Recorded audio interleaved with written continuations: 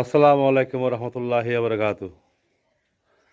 আজ আমরা চট্টগ্রাম মাহালিয়া গ্রাম সাতকানিয়া থানা আমরা আজকে ঈদ করার জন্য চলে আসলাম আমার ভাইয়ের শ্বশুর বাড়ি।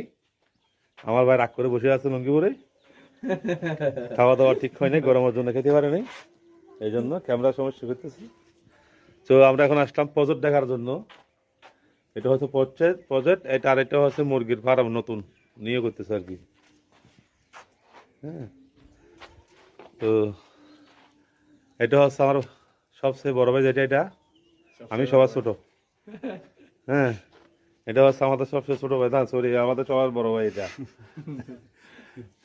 হ্যাঁ, তো আমরা আজকে চট্টগ্রাম সাতকানিয়া মাহালিয়া গ্রামে